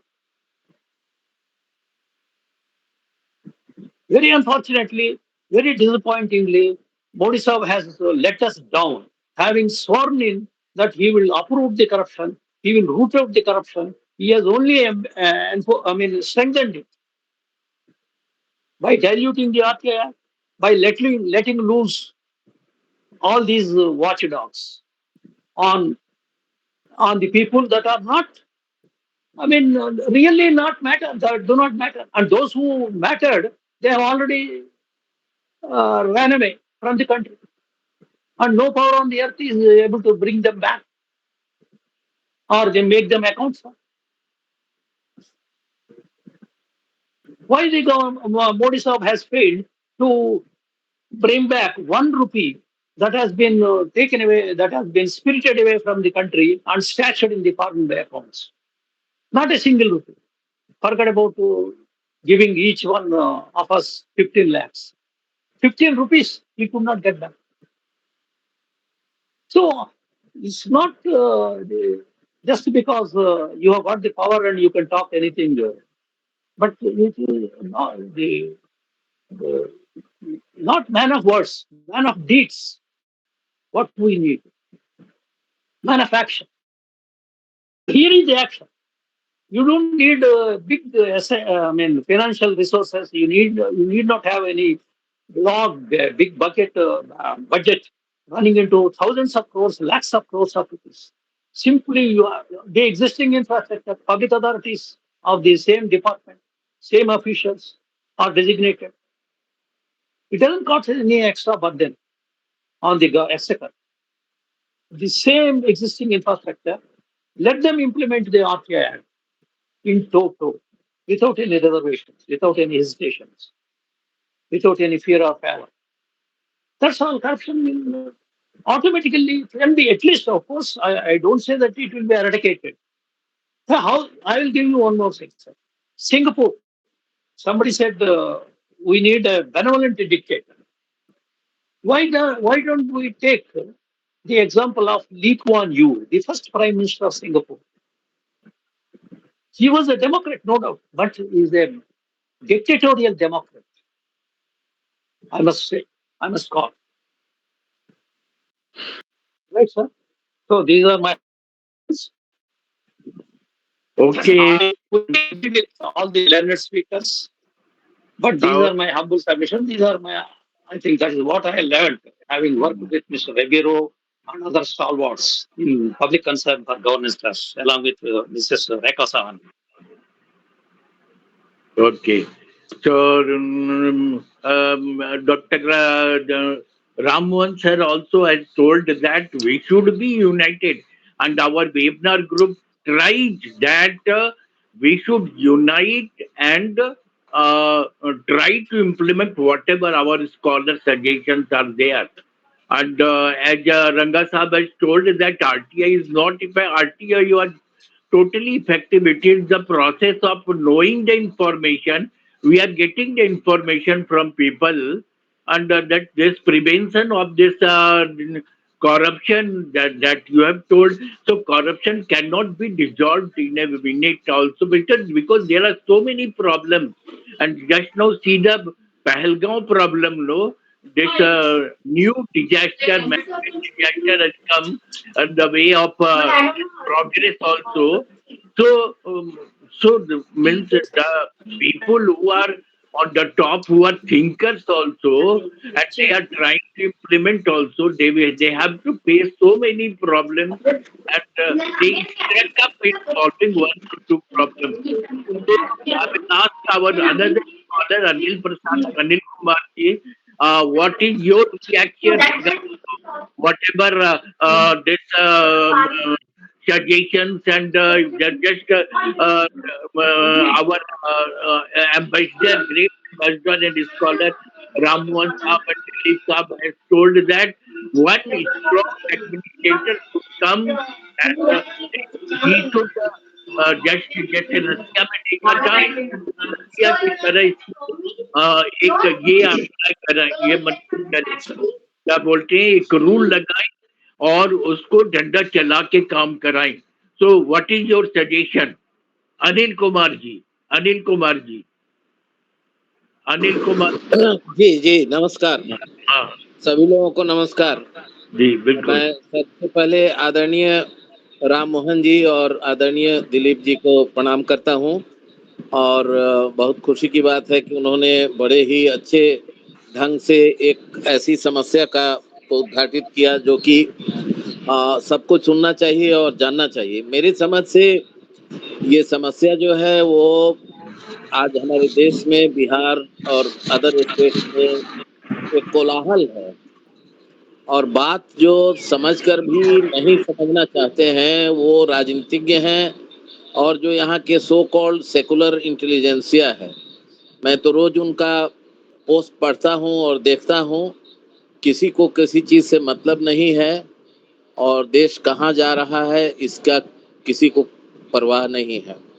Bihar में तो स्थिति जैसा उन्होंने बताया बहुत ही दयनीय है, और जहाँ तक सिक्योरिटी का, नेशनल सिक्योरिटी का मामला है, किसी को कोई इससे मतलब नहीं. अब इस पर हम लोग क्या कर सकते हैं, अब इसका क्या हल होगा, इस पर अगर हम सोचे तो अब हम क्या कर सकते हैं, इस पर हम लोगों को सोचना चाहिए. यही मुझे कहना है. और ये बात जो यहाँ पर हो रही है, जो विमर्श हो रहा है, ये ज़्यादा से ज़्यादा लोगों को इसको सुनना चाहिए और जानना चाहिए कि वस्तु स्थिति अभी क्या है और स्थिति कितनी भयावह है. मैं इन्हीं शब्दों के साथ सभी लोगों को फिर से प्रणाम करता हूं, और ये चर्चा बहुत सार्थक है, इसके लिए मैं सभी लोगों का अभिवादन करता हूँ और अभिनंदन करता हूँ। प्रणाम। बहुत अच्छा। ज्योत्सना मैम आई हुई हैं, जो प्रोफेसर भी हैं। ज्योत्सना मैम, आपका क्या विचार है? ज्योत्सना जी मैम। जी, सब लोग हाँ को मेरा प्रणाम। एक छोटा सा मेरा प्रश्न है कि हाँ जी। ये जो पाकिस्तान के साथ जो अभी बातचीत जो जो कुछ भी हो रहा है, वो हाँ उसमें जिसको उतनी समझ नहीं है, वो जरूरत से ज्यादा एक्साइटेड हो गया है कि लड़ाई तुरंत हो जाए, तो उससे हाँ। हमारी अर्थव्यवस्था नीचे जाएगी।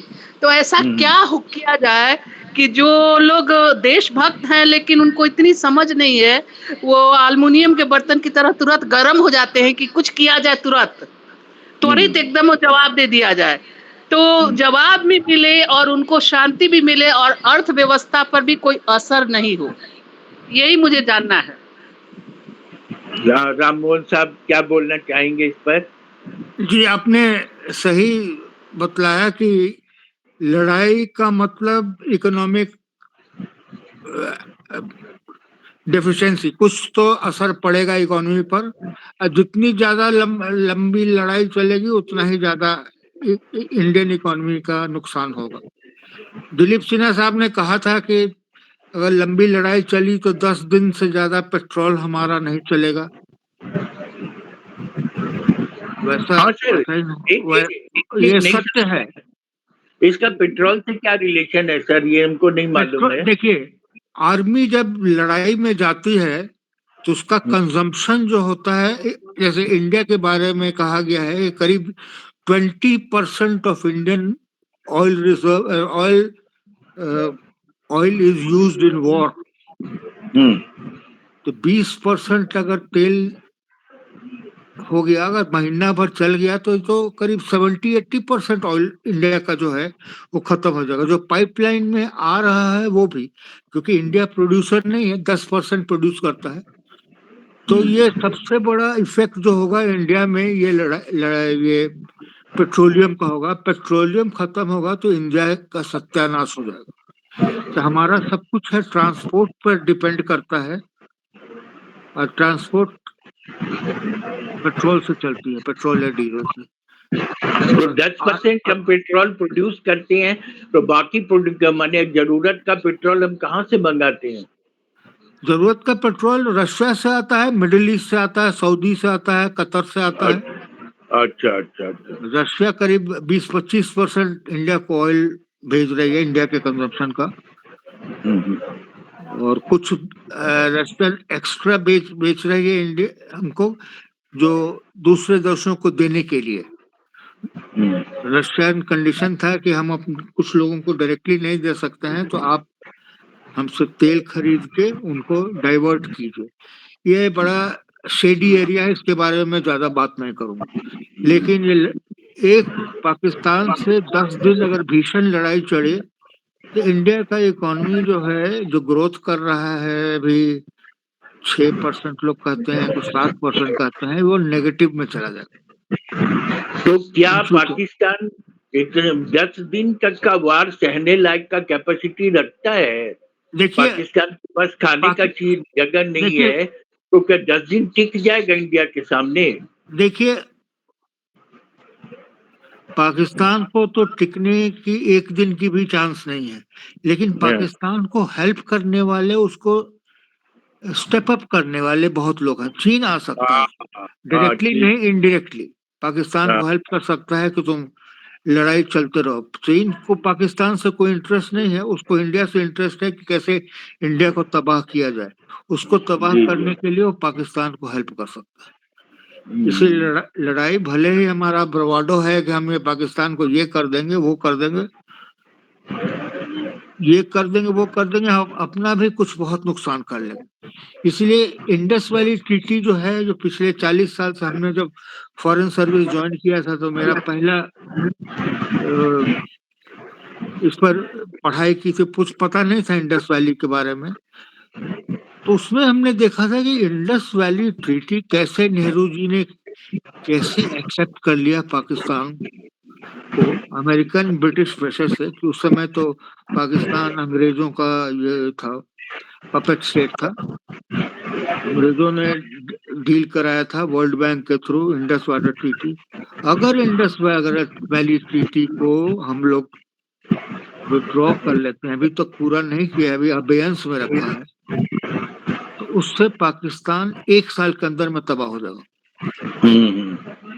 1 year is the maximum they can survive, क्योंकि पहले 6 महीने तो उनका चल जाएगा, बहुत लोग हेल्प करेंगे उनको, सऊदी हेल्प करेगा, चाइना हेल्प करेगा, लेकिन सबसे बड़ी चीज है फूड ग्रेन। अमेरिका इस दफा पाकिस्तान को फूड ग्रेन्स नहीं देगा। इंडिया में 2 ही कंट्री है जिनके पास खाद्य पदार्थ ज्यादा है, इंडिया और अमेरिका, और दूसरे लोगों के पास है, ब्राजील के पास चीनी है, कनाडा के पास दाल है, ऑस्ट्रेलिया के पास दाल है, लेकिन राइस एंड व्हीट इंडिया और अमेरिका 2 सप्लायर है। रशिया और यूक्रेन का सप्लाई काफी डिमिनिश हो गया, 20-25% कम हो गया है, इसलिए इंडिया और अमेरिका पर पाकिस्तान डिपेंड करता है।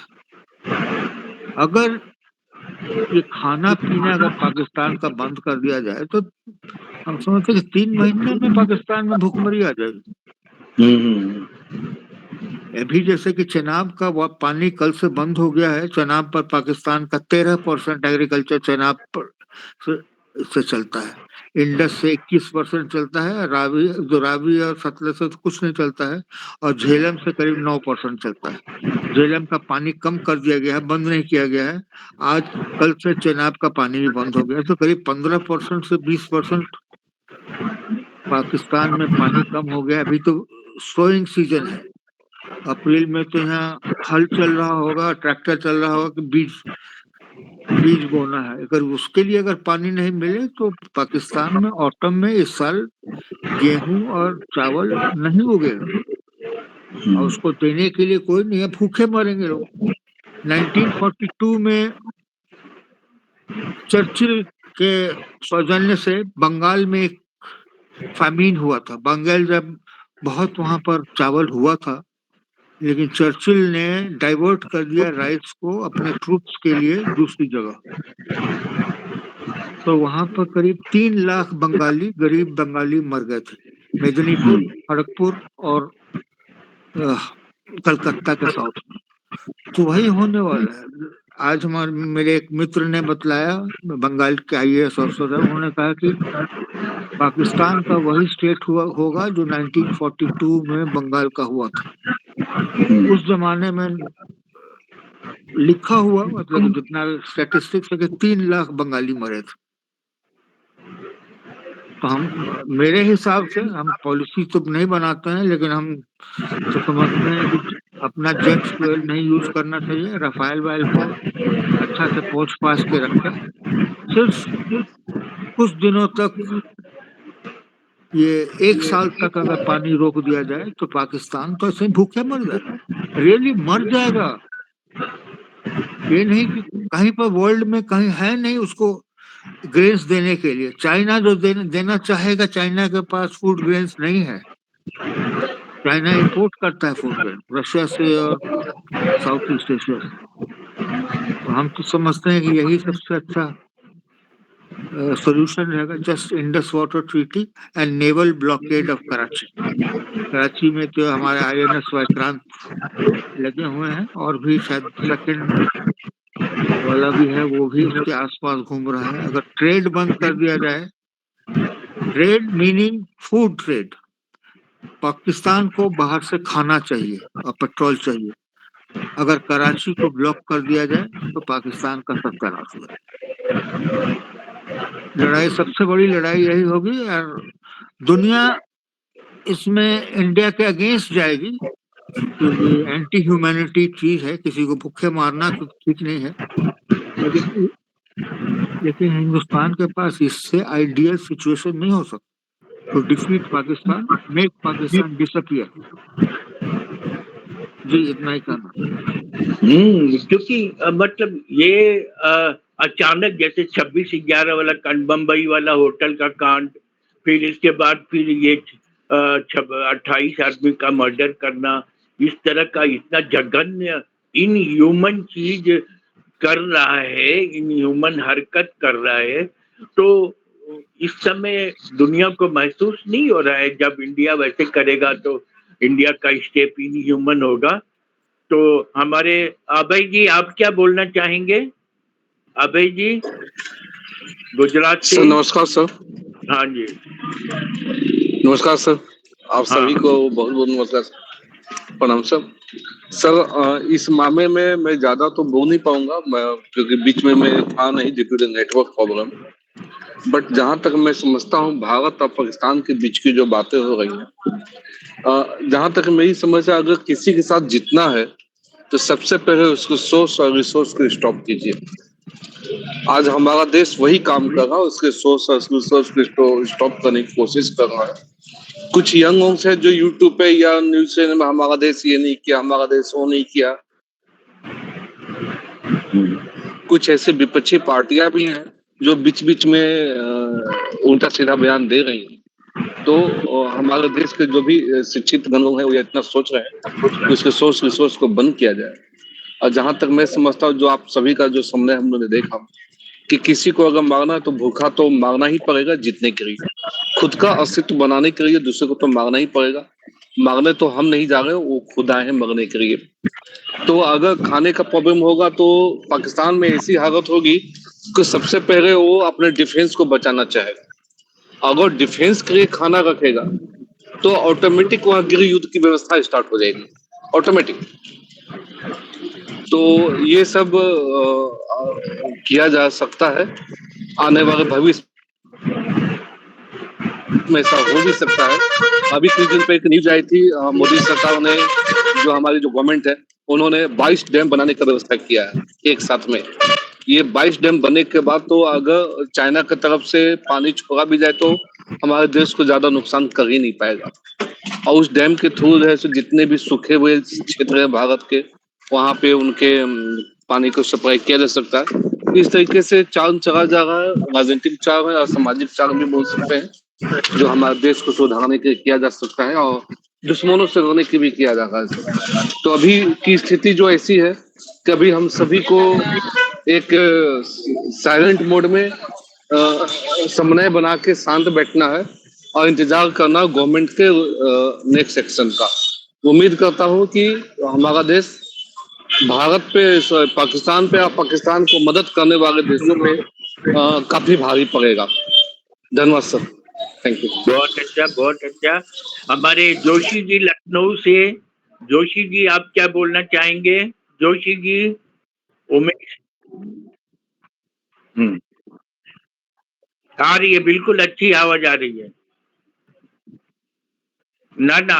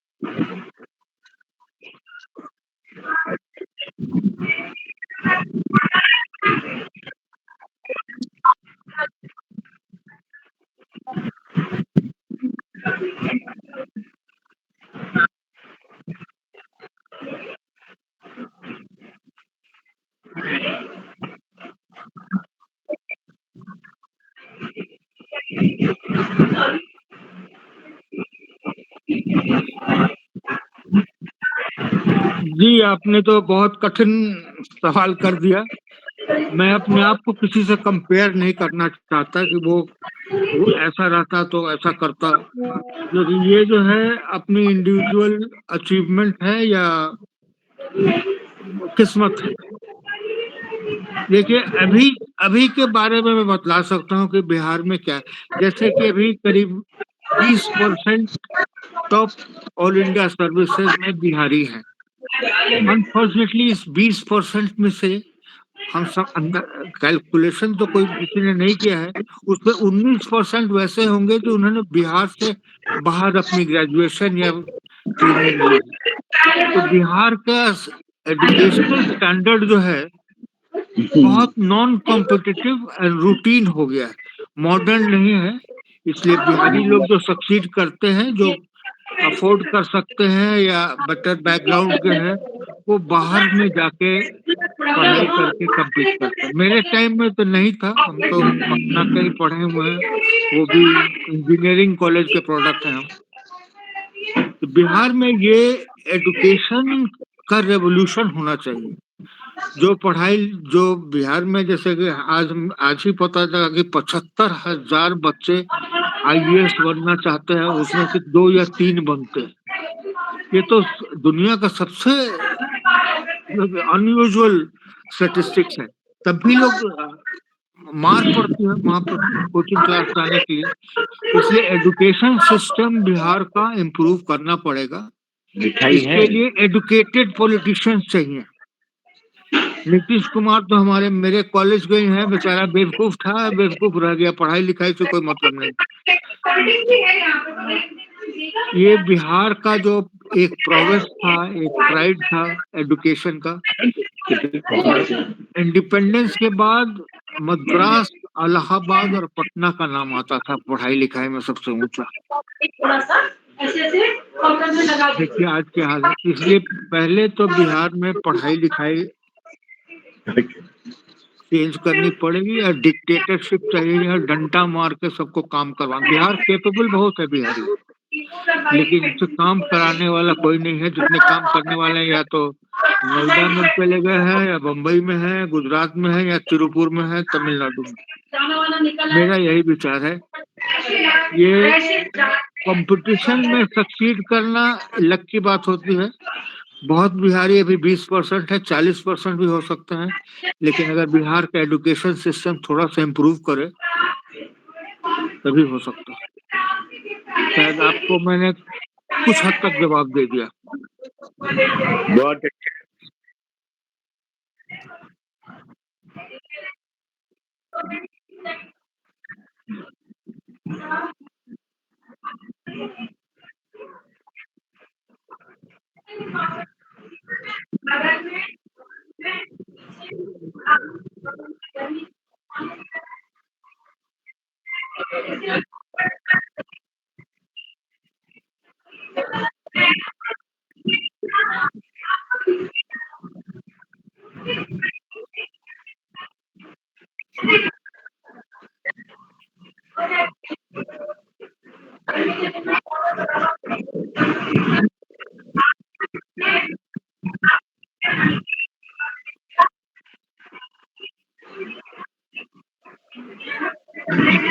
जी, देखिए हम लोग जो सर्विस ज्वाइन किए थे तो हम लोग के लिए सबसे इम्पोर्टेंट चीज़ थी कि चाइनीज़ सिस्टम को समझने के लिए तो हम लोग कुछ जानते नहीं थे कि चीन में क्या होता है, लेकिन धीरे-धीरे पता लगा तो माओ का जो बेनेवोलेंट डिक्टेटरशिप था, भले उसका बहुत जबरदस्ती वाला था, स्टालिन से भी ज़्यादा जबरदस्ती वाला था। लोग कहते हैं उसने 6 लाख लोगों को मरवा दिया, जो उसका बात नहीं सुनते थे। सबको पहले कहा कि नंबर 1 पढ़ाई-लिखाई सबको उन्होंने 3 साल का टाइम दिया था कि मैट्रिक लेवल का एजुकेशन हर चाइनीज़ को 20 साल के बच्चे को कम से कम होना चाहिए। 3 साल का टाइम दिया था और वो अचीव किया उन्होंने। 48 में या 48 में इंडिपेंडेंट हुआ था चाइना। बाय 1951 चाइना का education has reached 90% from 15% to 90%। वो इंडिया में वैसी जरूरत है। देखिए पढ़ाई-लिखाई सिर्फ इम्तिहान पास करना नहीं होता है, रट के ही पास हो जाते हैं। हम लोग देखते हैं कि कैसे रट के लोग कैसे पास। Education should be complete. आदमी को मोरल वर्क वाइज सब तरह का एजुकेशन होना चाहिए, तभी वो सिटीजनशिप की ट्रेनिंग होनी चाहिए। If you are you should be capable for not only for yourself but for the country also। वो हमारे कम से कम बिहार वालों को ये फीलिंग नहीं है। इसको इम्प्रूव करना होगा। कैसे होगा? हम लोगों की उम्र बीत गई, अब नए पॉलिटिशियंस आएंगे और शायद कुछ चेंज करें, लेकिन पढ़ाई तो बिहार में बहुत ही खराब है। हम तो मिलते हैं बहुत लोगों से, अभी हाल में ही पटना गए थे। अंग्रेजी बोल लेते हैं, आजकल इंटरनेट चला लेते हैं, मोबाइल में यूट्यूब देख लेते हैं, लेकिन ये सब कैसे होता है बिहारियों में कुछ पता नहीं है किसी।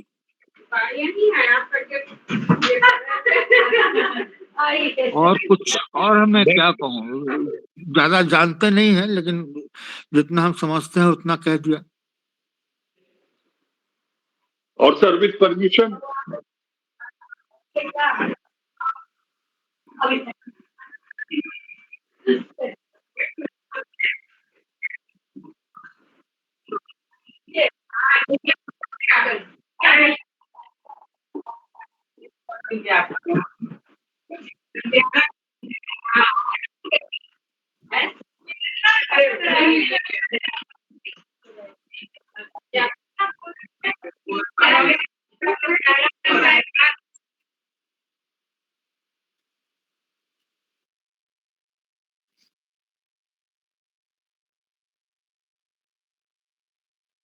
जी जी, एनी टाइम कहिएगा तो फिर डिस्कशन कर सकते हैं। Personality development of Bihar, of a Bihari, उस पर मैं कह सकता हूँ। मेरे अपने बहुत नेगेटिव आइडियाज भी हैं, पॉजिटिव आइडियाज भी हैं। With permission of Ram Mohan sir and Dilip sir and Akhouri ji and Umesh ji and all, एक सर मैं अपनी मोटी मोटी से कुछ अपना पर्सनल ओपिनियन शेयर कर रहा हूँ, जो कि होगा एनीवे। अभी जो ये एक स्पेकुलेशन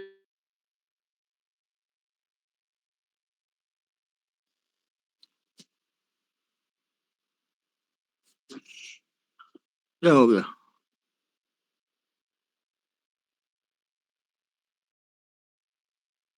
हेलो,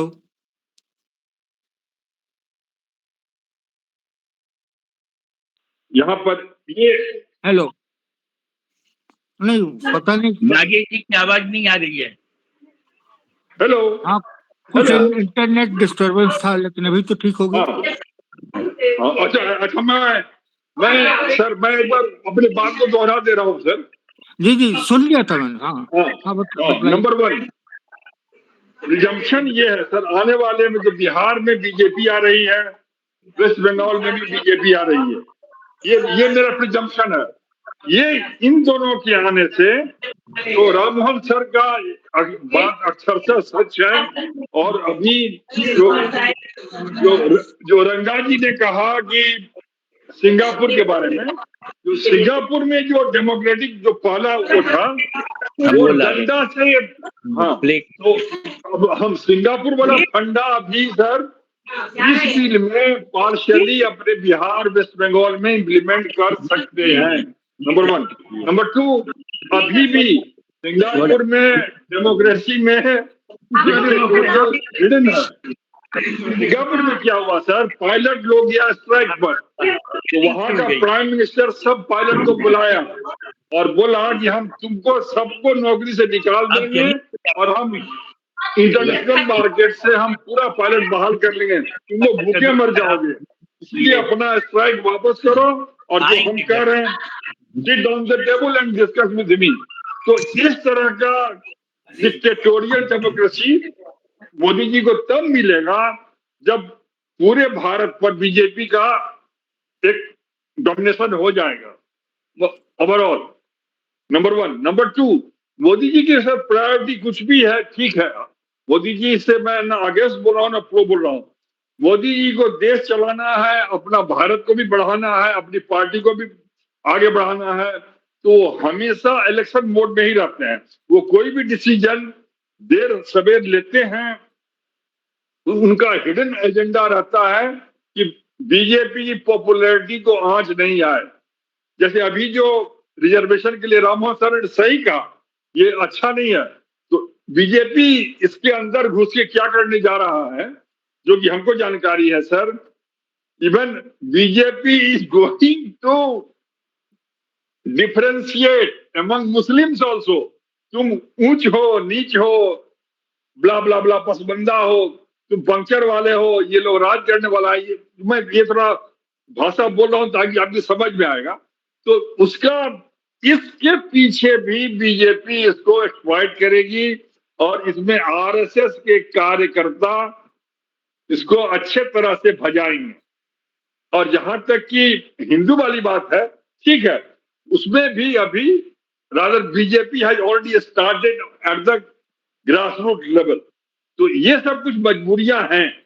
तीसरा पॉइंट सर, ये जो आप राममोहन जी ने कहा डिक्टेटोरियल, जो यूके में जो सर पार्लियामेंट सिस्टम है, एक डमी पार्लियामेंट, एक डमी फाइनेंस मिनिस्टर, तो यदि पूरी सत्ता पर बीजेपी का काबिज हो जाती है तो अच्छे लोगों को, ये मैं इमेजिनरी बात बोल रहा हूँ, केवल ग्रेजुएट जो होंगे वही एमएलए बन सकते हैं, जो ग्रेजुएट होंगे वही एमपी बन सकते हैं।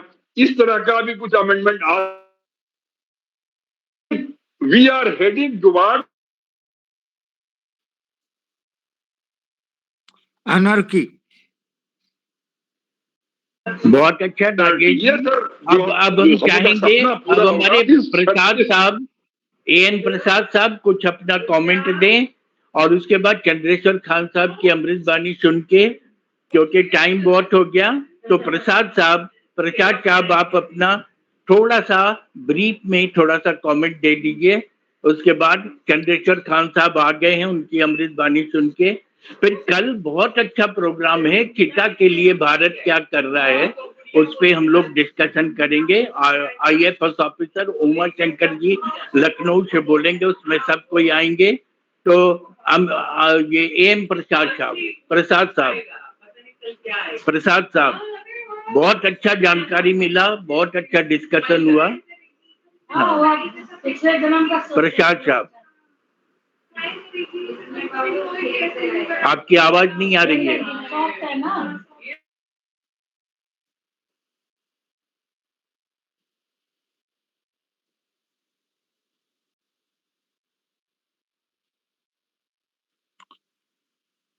पता नहीं क्या हो रहा है।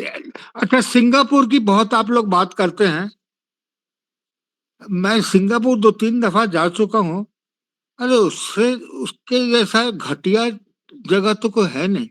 वहां पर लाइन में अगर जैसे प्लेन में चढ़ना हो तो बाएं तरफ से चढ़ना होता है, और जैसे कि अमेरिकन लोग होते हैं वो दाहिने तरफ से चलते हैं। उसमें उनको सिंगापुर का पुलिस बोलता है कि नहीं, तुमको सिंगापुर में अगर हो तो बाएं तरफ से प्लेन में चढ़ना पड़ेगा। इस टाइप का 10 लाख पॉपुलेशन वाला देश है, उसको एग्जाम्पल मत बनाइए। वो डिक्टेटरशिप थी लुक्वानू की, उसने सिंगापुर को 25 साल तक चलाया एक जमींदार के जैसा। आज सिंगापुर को इस लेवल पर पहुंचा दिया, अदरवाइज रहने लायक जगह नहीं है वहां पर। बिल्कुल बिल्कुल, मैं सहमत हूँ सर। एक तो इतना गर्म है वहां पर, एकदम डिसिप्लिन कि सड़क के बाएं तरफ से अगर आदमी घूम फिर रहे हैं तो बाएं तरफ से आप जाइएगा, उसमें अमेरिकन आते हैं वो दाहिना तरफ से जाते हैं तो उनको हाथ पकड़ के बाएं तरफ कर दिया जाता है। इस टाइप का डिक्टेटरशिप वाली जगह में मुझे नहीं पसंद। खैर आप प्रोग्राम खत्म। नहीं, और राम मोहन सर, और फुटपाथ पर ही चलना है, फुटपाथ को जहां छोड़े फिर आपको ब्ला ब्ला ब्ला। हाँ, वो चाइना में होता है, चाइना में नहीं, इस टाइप का। सिंगापुर में भी सर। हम आपसे सहमत है sir, I agree with you.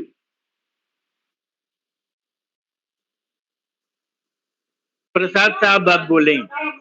Prasad साहब वो तो कहिए कि गर्मी में आप आराम से आज नहीं बोल रहे हैं।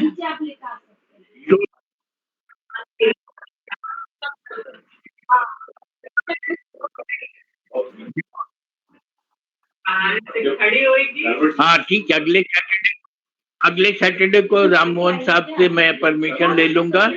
और अभी चंद्रेश्वर खान साहब की अमृतबानी। हाँ खत्म करिए, मुझे भी 2-3 मिनट में जाना है। चंद्रेश्वर जी जल्दी। हाँ चंद्रेश्वर, 1 मिनट, क्योंकि मैं सुन भी नहीं पाया हूँ, लेकिन राम मोहन जी को प्रणाम और धन्यवाद देना है। दिलीप साहब को, राम मोहन जी को आते हैं तो हम लोगों को इनलाइटन करते हैं, और बहुत बेबाक वाक उन्होंने कहा, जो मैं अपने अंदाज में मैं भी बोलता हूँ कि Singapore is fine because of fine and food. लोग डर करके, मन से नहीं, लेकिन तो पर भी उसने एक यार्डस्टिक अचीव किया है। उससे भी कुछ जो हम लोग ले सकते हैं ले, वो विषय नहीं है। बिहार के लिए बहुत बहुत धन्यवाद, और आज का आभार मैं व्यक्त करूंगा। बिहार की विडंबना ये हो गई कि बिहार के जितने ब्रिलियंट लोग निकले और बाहर गए, तो वो बाहर में ही बस गए। वो 80% फिर बिहार नहीं आए। बिहार का उन्होंने लिया, लेकिन बिहार को दिया नहीं। तो ये व्यवस्था यदि बनती है कि जहां से हमने लिया है, वहां से हमने कुछ, वहां हमने क्या क्या दिया, तो स्थिति इससे परिमार्जित हो सकती है। और विकास जो है, राम मोहन साहब का जो लाइन, तो पंच लाइन जो होता है, संभावनाएं बहुत हैं, चैनलाइज करने की जरूरत। और एक दफा फिर बिहार में बाहर आए, आप सभी विद्वजनों के माध्यम से इस आशा आकांक्षा के साथ बहुत बहुत धन्यवाद, और भगवान से प्रार्थना, लोगों से प्रार्थना कि वैसी स्थिति को हम प्राप्त करें अपने कर्म बल पर। बहुत बहुत धन्यवाद, आभार, प्रणाम। सभी को प्रणाम, सभी को प्रणाम। और कल हम लोग फिर नए उत्साह के साथ मिलेंगे, और हम चाहेंगे कि कल का भी डिस्कशन बहुत बढ़िया है और हम लोग इसमें भाग लेंगे। और आज का भी रिकॉर्डिंग विनय शुक्ला जी कर देंगे। और ये बहुत बढ़िया आज का स्टॉक रहा। और आज का Ranga ji, I will be requesting you will be coming to tomorrow also, what India is doing for the preservation of cheetah. So on this, one forest officer will be discussing. So tomorrow we will be again coming with new Anil Kumar ji भी को भी request करेंगे